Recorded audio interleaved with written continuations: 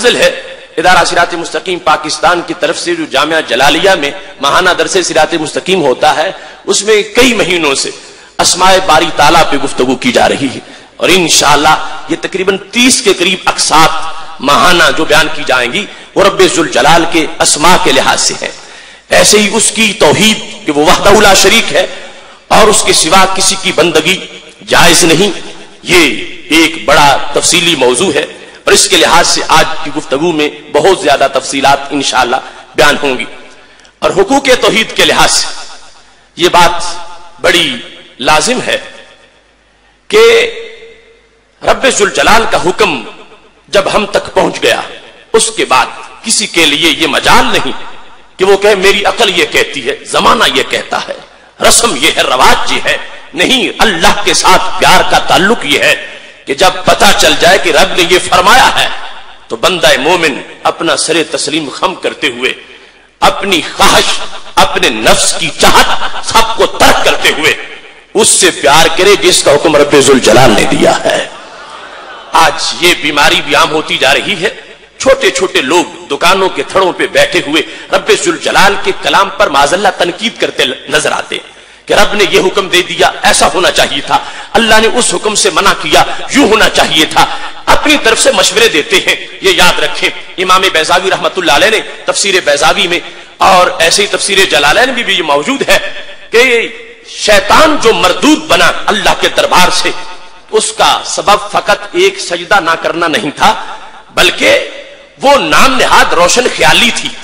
کہ جو شیطان نے اللہ کے حکم کے مقابلے میں اپنی طرف سے پیش کر دی۔ خلقتنی من نار و خلقتہ من طین، اے اللہ مجھے تو نے آگ سے پیدا کیا اور ان کو تو نے مٹی سے پیدا کیا، آگ اوپر جاتی ہے، مٹی نیچے جاتی ہے، میں افضل ہوں، وہ غیر افضل، افضل کے لیے جائز نہیں کہ وہ غیر افضل کو سجدہ کرے۔ لہذا امام نبی کہتے ہیں کہ اس نے اللہ کے حکم پر تنقید کی کہ تمہیں اے رب یہ بھی پتہ نہیں کہ حکم کسی کو کیا دینا ہوتا ہے۔ معاذ اللہ بالواسطہ جب جو وہ بات کر رہا تھا تو رب ذوالجلال نے اسے اپنے دربار سے ہمیشہ کے لیے نکال دیا، دھتکار دیا اور لعنتوں کی علامت بنا دیا۔ اس واسطے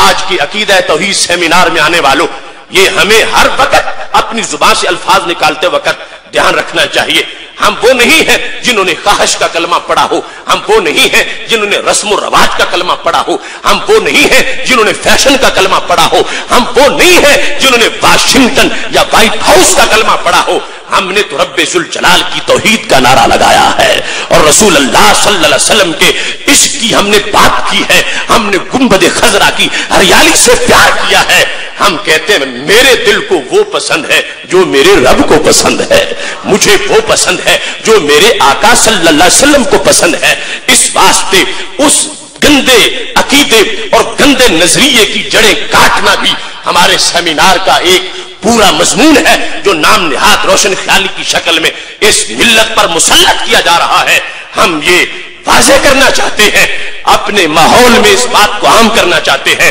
اور ہر طرف یہ جھنڈا لہرانا چاہتے ہیں۔ اگر کسی شرعی حکم کا ہماری عقل کو پتہ چل جاتا ہے کہ اس کی حکمت کیا ہے، یہ نور علی نور ہے، لیکن اگر پتہ نہیں چلتا، شریعت کچھ کہتی ہے، عقل کو وہ بات سمجھ نہیں آ رہی، تو ہم عقل کے کہنے پہ نہیں چلیں گے، ہم شریعت کے کہنے پہ چلیں گے۔ عقل کو مجبور کر کے شریعت کے تابع کریں گے اور شریعت کا جھنڈا لہرا کر ہم اس بات کا اعلان کریں گے کہ ہمارے نزدیک حسن و قبا شریعت کے لحاظ سے یوں ہے، عقل اس کے تابع ہے، عقل رسول نہیں ہے، عقل نبی نہیں ہے۔ رسول اللہ صلی اللہ علیہ وسلم، حضرت محمد مصطفیٰ صلی اللہ علیہ وسلم نے جو پیغام دیا ہے، اس پیغام کے ساتھ پیار اور اس پیار کے نیچے اپنی زندگی کو گزارنا، یہ وہ حقوق توحید ہیں جن کی قرآن مجید نے جن کا سینکڑوں آیات کے اندر بیان فرمایا ہے۔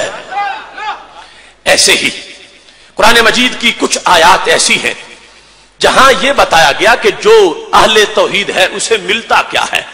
اسے رب دیتا کیا ہے، اس کے لیے رب نے کیا کچھ بنا رکھا ہے، اللہ کے ہاں اس کے لیے کتنے انعامات ہیں، خالق کائنات جل جلالہ نے اس کے لیے جنت الفردوس کے کتنے بالا خانے تیار کر رکھے ہیں۔ لہذا یہ چوتھی قسم ہے آیات کی کہ جن کے اندر اہل توحید کے لیے جو کچھ رب نے عزتیں رکھی ہیں اور جو کچھ رب نے انعامات رکھے ہیں، ان آیات میں ان انعامات کا بیان کیا گیا ہے۔ پانچویں نمبر پر کچھ آیات وہ ہیں جہاں اس بات کا ذکر کیا گیا کہ جو توحید نہیں مانے گا اس کا ٹھکانہ کیا ہوگا، اس کے لیے عذاب کتنا سخت ہے، اس کے ساتھ کتنا شدید سلوک کیا جائے گا۔ تو قرآن مجید برہان رشید الحمد سے لے کر والناس تک ان 5 مضامین پر مشتمل ہے، اور یہ توحید کے 5 ہمارے لیے موضوعات ہیں اور یہ ہماری روح کی غذا ہے۔ ہم عقیدہ توحید سیمینار اپنی روح کی غذا کے لیے کر رہے ہیں، اپنے دل کو سیراب اپنی روح کی غذا کے لیے کر رہے ہیں، اپنے دل کو سیراب کرنے کے لیے کر رہے ہیں، اپنے مسلک کی جو ہم پہ ڈیوٹی ہے اس ڈیوٹی کا حق ادا کرنے کے لیے کر رہے ہیں۔ اور ہم یہ سیمینار عقیدہ توحید کی وضاحت کے لیے کر رہے ہیں کہ جو لوگ بھولے بھٹکے ہیں اور وہ اس موضوع میں اپنے آپ کو اس کے اجنبی ہونے کے لحاظ سے ان کو پتہ نہیں چل رہا، ہم قرآن و سنت سے یہ دعوت اس ملک میں نہیں پوری کائنات میں پھیلانے والے ہیں کہ رب ذوالجلال کی ہم بندے ہیں، اس رب کا ہم پہ حق ہے، لہذا وہ حق ہمیں اس بات کی طرف راغب کرتا ہے۔ آج ہی نہیں، صفحہ سے لے کر ہر صدی میں اہل حق نے اس مضمون کو بیان کیا ہے۔ آج ان کا دیا ہوا پیغام ہم ان کی وساطت سے آگے پہنچا رہے ہیں۔ اگر سوچو تو مجھے اس بات کہنے میں، بڑی یہ بات بتانے میں لذت محسوس ہو رہی ہے، بھلا حضرت داتا گنج بخش اجمیری سے بڑھ کے اس لاہور کی دھرتی پہ توحید کا سبق کس نے پڑھایا ہوگا؟ وہ جنہوں نے عقیدہ توحید کی تخم ریزی کی اور آج بھی سجدوں کی بہاریں آئی ہوئی ہیں۔ لہذا ہم کوئی نیا کام نہیں کر رہے، ہم اپنے بزرگوں کی دی ہوئی امانت کو آگے پہنچا رہے ہیں۔ اس سلسلہ میں یہ بات پیش نظر رکھیں، آج ہم نے اس امت کی جو شان ہے اس کے لحاظ اس موضوع کا انتخاب کیا۔ یہ امت توحید ہے۔ میرے آقا صلی اللہ علیہ وسلم کا یہ فرمان صحیح بخاری شریف میں موجود ہے، 4085 نمبر حدیث شریف میں یہ ارشاد فرمایا، انی واللہ لا اخاف علیکم ان تشرکوا بعدی، مجھے خدا کی قسم تمہارے مشرک ہونے کا کوئی خطرہ نہیں ہے۔ سید عالم نور مجسم شفیع معظم صلی اللہ علیہ وسلم کا یہ جملہ کیسی حقیقت ہے۔ آج 1430 سال گزر گئے، خدا کی قسم ہے اس پورے مجمع میں نہیں، پوری دنیا میں تم دیکھ لو، تمہیں ایک بھی اس امت کا فرد ایسا نہیں ملے گا کہ جس کا عقیدہ توحید ریتلا ہو، کھوکھلا ہو، جو بتوں کی محبت جس کے دل میں غالب آ جائے اور رب کی محبت اور عقیدہ مغلوب ہو جائے۔ ارے دیکھو قرآن مجید برہان رشید کا انداز کیا ہے، سورہ شعراء کے اندر آیت نمبر 60 سے لے کر 66 تک یہ بات موجود ہے کہ جب حضرت موسیٰ علیہ السلام اپنی قوم کو لے کر نکلے تھے اور رات کا وقت تھا، صبح جس وقت پہنچے آگے سمندر تھا اور پیچھے فرعون کی فوج تھی، قوم کہنے لگی انا لمدرکون، ہم پکڑے گئے۔ تو اللہ کے کلیم علیہ السلام فرمان لگے کلا ان معی ربی سیہدین، فرمایا میرا رب ضرور رستہ نکالے گا۔ رستہ بن گیا، قوم پار اتر گئی۔ اب کتنا کرم کیا رب ذوالجلال نے اس قوم پر، اور کوئی دور کی بات نہیں، اللہ کے نبی سے بالمشافہ توحید پڑی ہوئی ہے۔ قال اصحاب موسیٰ انا لمدرکون، وہ اصحاب موسیٰ علیہ السلام تھے جو کہہ رہے تھے ہم پکڑے گئے۔ فرمایا نہیں تم نہیں پکڑے جاؤ گے، میں جو تمہارے ساتھ ہوں، رستہ مل جائے گا۔ رستہ مل گیا، لیکن جب پار گزرے اتو علی قوم یعکفون علی اصنام لہم، ایک قوم کے پاس سے گزرے جو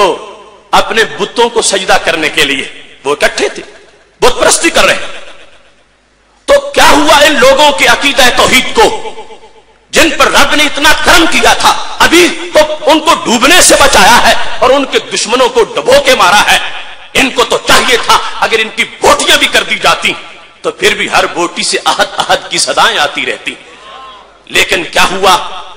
کہنے لگے یا موسیٰ اجعل لنا الہا کما لہم آلہہ، موسیٰ ہمیں بھی کوئی ایسا رب دو جیسا ان لوگوں کے رب ہیں۔ اب دیکھو ابھی بھول گئے، بار گزرے بھول گئے، نہ سال گزرا نہ صدی نہ 14 صدیاں، وہ بالمشافہ کلمہ پڑھنے والے اور توحید کے جام پینے والے ریتلا عقیدہ ثابت ہوا اور کہنے لگے اجعل لنا الہن کما لہم آلہہ، سورہ اعراف آیت نمبر 128، ہمیں ایسا الہ دے جیسے ان کے الہ۔ موسیٰ تو ہم سے کس رب کے کلمے پڑھواتا؟ کتنا بھدا مزاج تھا ان کا، کتنا گرا ہوا ذوق تھا ان کا۔ وہ اس وقت اس رب کو بھول گئے جس نے ڈوبنے سے بچایا ہے، جس نے فرعون کی غلامی سے نجات دی ہے، جس نے دشمنوں کو ڈبو کے مارا ہے، اسے بھول گئے۔ اور ادھر میرے بھائیو اپنا سینہ بھی دیکھو، 14 صدیاں گزر گئی، فارات کی چوٹی پر میرے محبوب علیہ السلام نے جو لا الہ الا اللہ کا ورد کیا تھا، آج بھی سینے میں رنگ موجود ہے۔ اس پورے مجمع سے تو اس میں ایک بھی ایسا بندہ نہیں نکال سکتے کہ جسے کوئی ہوس پرست یہ کہے کہ چل تجھے سونے میں تول دیتا ہوں، تو بت کو ایک بار سجدہ کر دے، وہ کہے گا سونا تیرے منہ پہ ماروں گا، میں بت کو سجدہ نہیں کرتا۔ میں ان پیران طریقت کی بات نہیں کر رہا، میں ان شیوخ الحدیث کی بات نہیں کر رہا، میں ملت کے ان دانشوروں کی بات نہیں کر رہا، میں ان علماء کی بات نہیں کر رہا، میں تو یہ بھی کہتا ہوں ایک بالکل ان پڑھ سے ان پڑھ بندہ جو نہ دانشور ہے، نہ مفکر ہے، نہ محدث ہے، نہ مفسر ہے، نہ پیر طریقت ہے، نہ رہبر شریعت ہے، نہ حافظ ہے، نہ قاری ہے، وہ ریڈی لگانے والا مسلمان، وہ چارہ کاٹنے والا مسلمان، اس سے کوئی پوچھ کے دیکھ لے کہ تجھے ہمالا سونے کا دے دیتے ہیں، تو چل ایک بار بت کو سجدہ کر دے، وہ کہے گا مجھے ہمالا منظور نہیں ہے، مجھے رب کی رحمت کا نوالا منظور ہے۔ سچ فرمایا میرے محبوب علیہ السلام نے،